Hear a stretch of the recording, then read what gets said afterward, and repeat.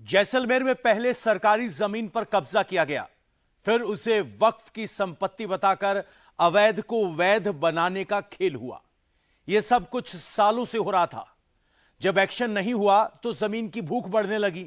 देखते ही देखते 29 बीघा सरकारी जमीन वक्फ की मलकियत बन गई। सरकारी जमीन पर कब्रिस्तान भी बन गया, कच्चे पक्के निर्माण भी हो गए। लेकिन वक्फ बोर्ड के अवैध दावे पर राजस्थान सरकार ने बुलडोजर कैसे चलाया, पूरी डिटेल इस रिपोर्ट में। महाराजगंज में चाइनीज लहसुन के खिलाफ सबसे बड़ा एक्शन हुआ, उसे ध्वस्त किया गया। तो वहां से 1500 किलोमीटर दूर जैसलमेर में वक्फ बोर्ड के खिलाफ राजस्थान सरकार ने सबसे बड़ी कार्रवाई की।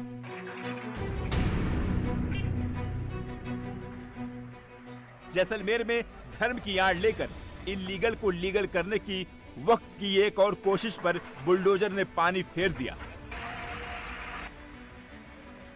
यहां अवैध कब्जे को हटाने के लिए एक नहीं, दो नहीं, तीन बुलडोजरों ने मोर्चा संभाला।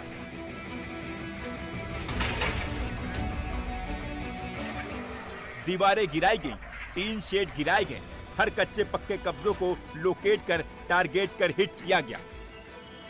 हर एक अवैध स्ट्रक्चर पर पीले पंजे का ऐसा पंच लगा कि सब धुआं होने लगा। जब बुलडोजर एक्शन शुरू हुआ तो भाईजान की ओर से धमकी वाला रिएक्शन भी आया।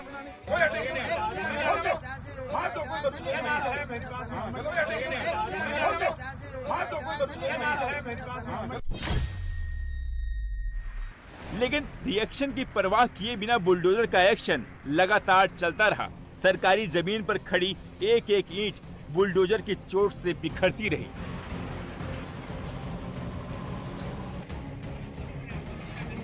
जब धमकी से काम नहीं चला तो धर्म का कार्ड भी खेला गया। अरे नहीं, कोई नहीं मिलेगा आपको। नहीं, ऐसा कुछ नहीं है। आगे आपको भी जाना है। अरे कब्रों को हाथ तो लगाओ। नहीं लगा, कब्र को एक कब्र को हाथ छेड़छाड़ नहीं करिए, एक कब्र को टच नहीं करिए। बुलडोजर एक्शन को रोकने के लिए खूब हथकंडे अपनाए गए, लेकिन सबसे बड़े अवैध अतिक्रमण को कब्जा मुक्त कराने के लिए ऑपरेशन बुलडोजर का बिग शो चलता रहा। वक्फ बोर्ड ने जहां जितनी जमीन पर अवैध कब्जा कर रखा था सबकी नापी हुई। एक एक इंच अवैध निर्माण को टारगेट किया गया। दीवारों पर पहले लाल क्रॉस लगाया गया, फिर उस पर जोरदार प्रहार किया गया। सरकारी जमीन पर वक्फ बोर्ड की परमानेंट पर्ची चिपकाने के लिए यहाँ प्लान पुख्ता बनाए गए थे। कब्रिस्तान के नाम पर लंबी बड़ी दीवारें खड़ी कर दी गई। चबूतरे बनाकर पूरे के पूरे प्लॉट को वक्फ संपत्ति बनाने के लिए फुल प्रूफ प्लान बनाया गया।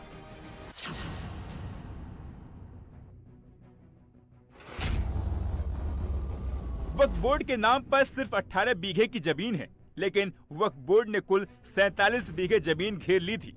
इस जमीन पर कई छोटे बड़े निर्माण करा लिए गए थे। 15 से 18 बीघा जो जमीन है वो है नगर परिषद की खुद की लैंड है, और इस पे इस तरीके से कब्जा कर रखा था बबूल वगैरह पीछे बाउंड्रियां बना के। तो जांच में आ गया कि अतिक्रमण है, तो हमने इनको हिदायत भी दे दी थी, और हिदायत के आधार पे हालांकि कोर्ट भी गए थे और कोर्ट से कोई रिलीफ अभी तक मिली नहीं इनको, और हमने इनको हिदायत दे दी। तो हिदायत के कारण इन्होंने कल अपने आप से ही विवेक से इन्होंने शेड को खोलना स्टार्ट कर दिया था, और काफी कुछ खोल भी दिया था।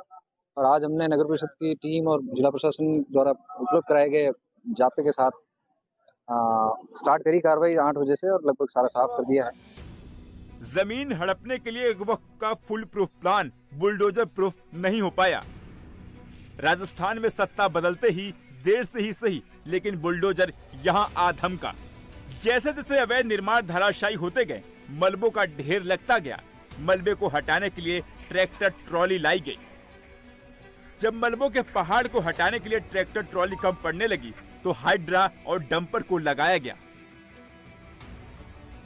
ये पूरा बुलडोजर एक्शन पुलिस बल की भारी मौजूदगी में हुआ। एक्शन बड़ा था, लेकिन सवाल इससे भी बड़ा है।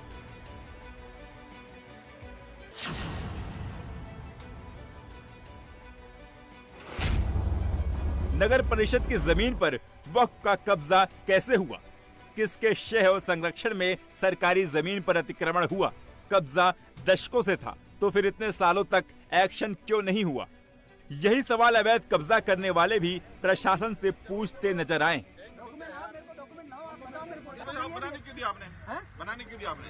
तो नहीं हटाया। रिकॉर्ड तो बोलेगा ना। रिकॉर्ड में तो नहीं हटाया। कैबिन अलॉट करते हो और फिर हटाते हो। कोई कैबिन अलॉट नहीं हुई नगर परिषद से। अलॉटेड कैबिन को हटा ही नहीं सकते। भाईजान के रिएक्शन से सारे सवालों के जवाब मिल गए, लेकिन इससे एक और बात साफ हो गई कि सरकारी जमीन को वक्फ की संपत्ति बताने वाले खुद ही कब्जे वाली बात को स्वीकार भी कर रहे हैं।